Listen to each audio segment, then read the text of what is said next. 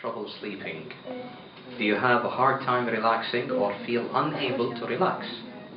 Do you forget things all the time? Are you frequently angry and tired at the end of the day? Do you always feel under pressure? Do you argue all the time, even about minor things? Can you never find time for yourself? Do you no longer want to socialize with others? Do you lack patience and feel others are always wrong? Do people often tell you that you seem tense or upset? Congratulations, you are stressed if all your answers were yes. Okay? Or at least 3 out of these 10, you are definitely stressed. Stress is a physical, mental, or emotional factor that causes bodily or mental tension. What are the types of stress? There are so many types. We'll just go through some of them. You know this? Fight or flight? It's the acute stress. The stress that lets you either you fight the situation or you escape from it. For the exam, we want to fight. We don't want to leave the classroom or the exam room. Okay? Now, the acute stress is called also the survival stress. The body prepares to defend itself for the situation. It takes about 90 minutes for the metabolism to return to normal when the response is over. The flight or flight is a state of physiological and psychological hyperarousal, a cascade of nervous system firings and release of stress hormones, okay, like something called epinephrine, cortisol. All of these are high during the acute stress situation, the fight or flight. And this response will help the person either to deal with the situation by escaping from it, running from it, or by fighting it. You know this? Who saw this movie? The Revenant.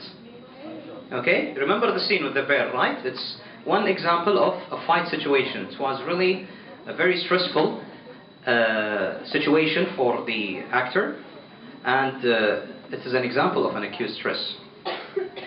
Now, what are the noticeable effects? When you are in an acute stress, what happens to your body? What are the effects? What will happen? What we will feel? There are noticeable effects and hidden effects. Now, the noticeable effects, your pupils will dilate, your eyes. Mouth gets dry. Shoulder and neck muscles tense. Heart beats quickly, and breathing is fast and shallow, as the oxygen is needed for the muscles, and you will be sweating. Okay? The hidden effects, your brain gets ready for the action. Adrenaline or epinephrine, this is the stress hormone. It's produced in high amount. The liver releases glucose, sugar, to provide energy for muscles, and the blood pressure rises. Okay? This is part of the acute stress. The chronic stress, from the name, it means the continuous ongoing stress. The cost of daily living, bills, kids, jobs, exams. This is the stress we tend to ignore or push down because it happens every day.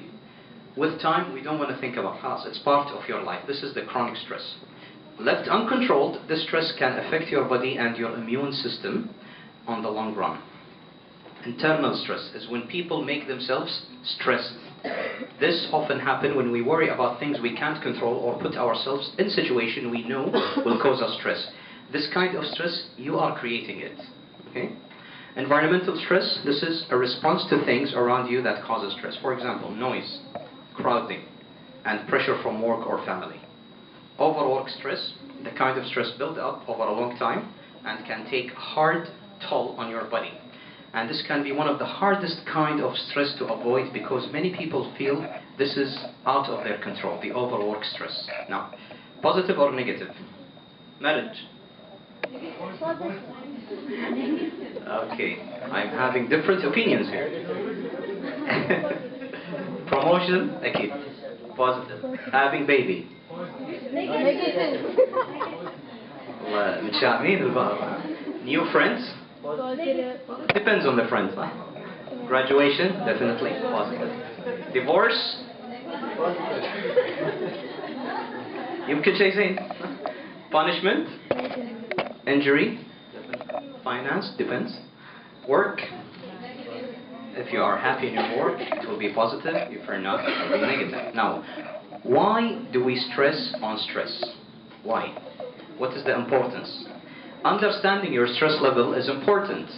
If nothing in your life causes you any stress or excitement, you may become bored or may not be living up to your potential. It's good to have some stress in your life. This will keep you running and thinking and be creative. Okay? If everything in your life or a large portion of your life cause you stress, you may experience health or mental problems. Now, some short-term stress, for example, what you feel before an important job, presentation, test, interview, sporting event, may give you an extra energy you need to perform at your best. So this is good effect. But long-term stress, for example, constant worry over your job, school, family, may actually drain your energy and your ability to perform well. Symptoms. What are the symptoms of stress? It makes your heart beats faster, breathe faster, making you sweat more, leaving you with cold hands, feet and skin. This is acutely. Making you feel sick to your stomach or giving you butterflies. And tightening your muscles make you feel tense, leaving your mouth dry, increasing muscle spasm, headache, fatigue, and shortness of breath. So these are the symptoms of stress. The negative health implication. Now, bear in mind and pay attention for this. Negative health implication of stress. What is the effect of stress on your health?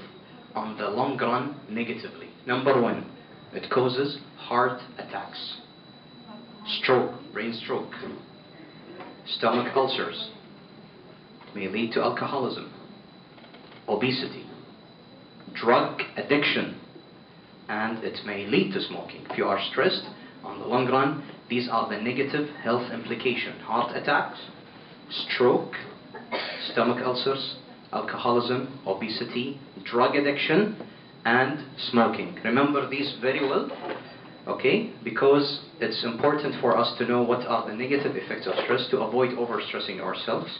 Psychologically, interfering with your judgment and causing you to make bad decisions, making you see difficult situation as threatening, reducing your enjoyment and making you feel bad, and making it difficult for you to concentrate, leaving you anxious, frustrated, or mad. The fact: the stress can be helpful and good when it motivates people to accomplish more. Increased stress results in increased productivity, but in moderation, and you have to take control of the situation. Now, how stressful exams are. Is it? If someone studies very well for the exam, yes, this is normal. If you study very well for the exam, you still should be stressed. If you are not stressed, there's a problem. Actually, exams are really stressful. It's scary, it's frightening, let's be honest. But we should know the techniques. Why it is stressful? Why the exam is causing stress to our body? What's the reason? Now, cramming information into your brain over a short period of time is stressful. You have all the year to study, but I'm sure that the last month near the exam will be the true, actual time that you will study. Okay? Because before the month, you will be having a lot of time. You cannot do a proper time schedule before that. You said, I will be having one time, I can go out, I still have time. No control over the situation. You are in the exam room, there are questions that you should answer. The questions were put by someone else. This is stressful. And the fear of being evaluated. Everyone hates that. The job interview, exams. I'm very good, but I don't want someone to test me in 2 or 3 hours for my performance over the whole year. The fear of being evaluated is causing stress. Now, that's the problem. How to get stuff from here to here. From your brain to the exam paper. The guys will go like this, and girls will go like this. So how to beat exam stress? Help. This is you before the exam. 1 week before the exam, الترقب. Waiting. 2 days before the exam, screaming, frightened. After exam, you're done. Before exams, what are the recommendations for you before exam? Now, revise the course objectives. You know the examiner, when they put the exam, they go to the manual and revise the course objectives. The student should know 1, 2, 3, 4, 5. They will go and revise these objectives, and they put the exam questions based on this. So if you have the manual, remember the objective, they will ask from it. Plan a timetable. Why? Because your brain adapts more to organization. If you file the information, put them organized, your brain will retrieve it faster and choose the right people. Probably your best friends maybe will not be the good partners for exam and studying, and they will cause problems. So choose the right people for that time period. Okay? Then after the exam, خلاص فلوها. Location. This is very important. Location. Now, there is something called, this is a very nice trick for you, context-dependent memory. Context-dependent memory. What does this mean? It refers to the idea that we are best able to remember things and environments similar to when the information was encoded. For example, the exam room. What are the features of the exam room? Desk, table, good lights, very quiet room. But try to simulate this during your examination. Let your major exam time or studying time with the same environment as the exam room. Exactly the same. Desk, table, good lights, very quiet, no background sounds or anything, and start studying. This simulation will help your memory. It will retrieve the information in similar areas or similar environment. This is called context-dependent memory. Okay? I know people sometimes may want to study in coffee shops or cafe. This is normal. If you are fed up from your home, just go there, change the environment, go to a place where you are comfortable. But honestly, when I see people in coffee shops, they really don't study well. First 2 pages, then Twitter, Facebook, Instagram, chatting, going back, and the book is the same. So remember, change the environment, but let your major studying environment is the one that is similar to the exam situation. Quiet room, good lights, desk, table, and very quiet. Exercise. Research has proven that exercising, such as taking a walk, can boost your memory and brain power. Let me show you this. They did a test. A composite of 20 student brains taking the same test. 2 groups. Group 1, after sitting quietly, they went to the exam. This was their brain heat map during the exam. This is the group after 20 minutes of walk, then they enter the test. Look at the heat map. The brain is more active after exercise. It will help the information to consolidate. So, during studying time, when you want to have a break, take some rest, or you can go for a simple walk. The weather is nice nowadays, or even any indoor walk would be fine. Just 10 minutes, 20 minutes walk. Walk. As it sounds boring, but it's really helpful for your brain. It will increase the flow, and as you can see, this is by research that increases the brain activity. Study time. According to a psychology study, the average human brain can only focus on one task effectively for about 45 minutes. I know some people who study continuously for 3 hours. Then they take the break. No, your brain cannot absorb all these information. The average human brain will focus on one task effectively for about 45 minutes. So your break should be after that. Okay?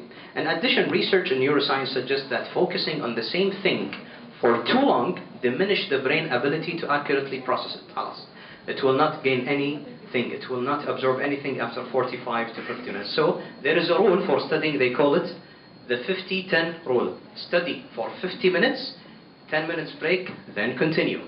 Why? In this 10 minutes break, your brain will consolidate the information, arrange it, organize it, put it in a file, so the retrieval in the exam will be better. Okay? Sleep. I think we spoke a lot about sleep yesterday.